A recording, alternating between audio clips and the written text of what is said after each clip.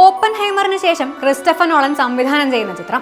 സമയത്തിനിടയിലെ സമയവും 4-ാം ഡയമെൻഷനും സ്ഥലവും കാലവും ബോധവും ബോധ്യങ്ങളും വെച്ച് അമ്മാനമാടുന്ന, പ്രേക്ഷകരെ പുറത്തിറങ്ങാൻ പറ്റാത്ത തരത്തിൽ ദൃശ്യ ശ്രവ്യ വിസ്മയത്തിലേക്ക് വലിച്ചിടുന്ന കൺകെട്ട് വിദ്യക്കാരൻ സംവിധാനം ചെയ്യുന്ന 13-ാം ചിത്രം. അതിന് ആ കഥാകാരൻ തിരഞ്ഞെടുത്തതോ കഥകൾ പറഞ്ഞു തുടങ്ങുന്ന കാലം മുതലുള്ള ഒരു കഥ.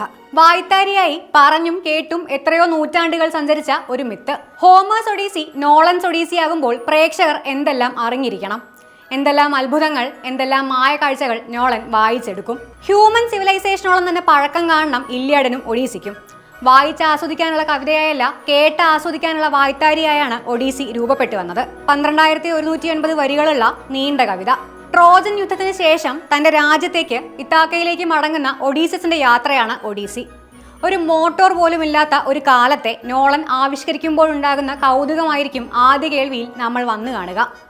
എത്രയോ തവണ പുനർവായിക്കപ്പെട്ട എത്രയോ ചരിത്രകാരന്മാരും പുരാവസ്തു വിദഗ്ധരും തത്വചിന്തകരുമെല്ലാം ചികഞ്ഞുകൊണ്ടേയിരിക്കുന്ന ഏതൻസ് മുതൽ ഇങ്ങോട്ട് പഠിപ്പിച്ചും കൊണ്ടിരിക്കുന്ന ഒരു പീസ് ഓഫ് വർക്കാണ് ഒഡീസി. 1 മണിക്കൂർ കൊണ്ട് എൻ്റെ വിരലറ്റത്ത് ഇന്റർനെറ്റ് കൊണ്ടുവന്നത് അത്രമാത്രം വായനകളാണ്.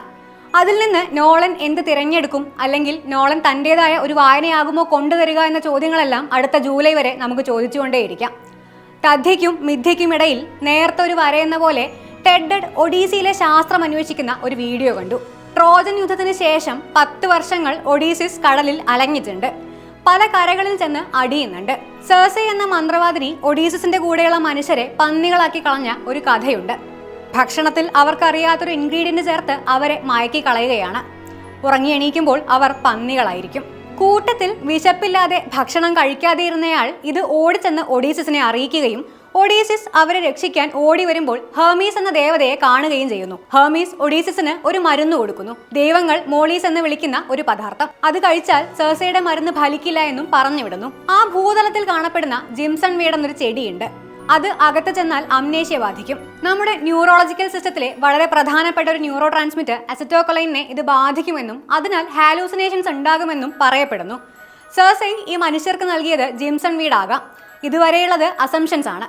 പക്ഷേ ഹെർമീസ് നൽകിയ മോളീസ് എന്ന പദാർത്ഥം ഒഡീസിയിൽ വളരെ കൃത്യമായി എഴുതിയിരുന്നു. ഒരു കറുത്ത വേരുള്ള തൂവെള്ള നിറമുള്ള ഒരു പൂവിൽ നിന്നാണ് അത് വരുന്നത്.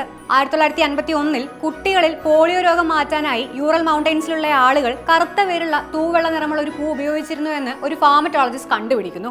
ഗാലന്തമൈൻ എന്ന ഒരു കോമ്പൗണ്ട് ആ പൂവിലുണ്ട്. പോളിയോ മാത്രമല്ല, അൾസൈമേഴ്സ് അടക്കം ചികിത്സിക്കാൻ സാധിക്കുമെന്ന് തെളിയിക്കപ്പെടുന്നു. അതാണ് ഹെർമീസ് ഒഡീസിസിന് നൽകിയതെന്ന് പിന്നീട് അതിനെ ആസ്പദമാക്കി വായിക്കപ്പെടുന്നു.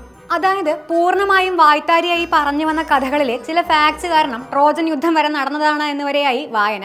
നമ്മൾ കാണാത്ത, കേട്ട് വായിച്ച് വളർന്ന കഥകളെ നോളൻ വായിച്ചെടുക്കുമ്പോൾ അത് എങ്ങനെയും ആകാമെന്ന് പറഞ്ഞറിയിക്കേണ്ടതില്ലല്ലോ. മറ്റാരെങ്കിലുമാണ് എഴുതിയിരുന്നതെങ്കിൽ ഞാൻ അസറ്റോകൊളിനോ ഗാലന്തമൈനോ ഒന്നും അന്വേഷിച്ചെത്തില്ല. സമയത്തിനിടയിൽ സമയം കണ്ടയാൾ വെറുതെ ഒഡീസി എടുക്കുമോ? മാറ്റ് ഡൈമൺ ഒഡീസസ് ആകുന്നു എന്നതൊഴിച്ചാൽ യൂണിവേഴ്സൽ പിക്ചേഴ്സ് മറ്റ് കാസ്റ്റിംഗ് ഒന്നും തന്നെ പുറത്തുവിട്ടിട്ടില്ല. ആനി ഹത്താവെ പെനലോപ്പി ആകുന്നു, ടോം ഹോളണ്ട് ഒഡീസസിന്റെ മകൻ ടെലമക്കസ് ആകുന്നു എന്നുമെല്ലാമാണ് നിലവിലെ സോഷ്യൽ മീഡിയ ചർച്ചകൾ. ഷാലിസ് തൈറൺ മന്ത്രവാദിനിയായ സെർസി സെൻഡായ ദേവതയായ അധീന ആകുന്നു എന്നും വരെ ചർച്ചകൾ നീളുന്നുണ്ട്. Robert Pattinson, Jon Bernthal, Mia Goth, Samantha Morton, Elliot Page, Himesh Patel എന്നിവരും ചിത്രത്തിലുണ്ട് എന്ന് പറയപ്പെടുന്നു. ഒഡീസസിന്റെ യാത്ര മുഴുവൻ ലോകമെമ്പാടുമുള്ള ഇന്ത്യ അടക്കം വരുന്ന രാജ്യങ്ങളിലായിരിക്കും ചിത്രീകരണമെന്നും പറയപ്പെടുന്നു.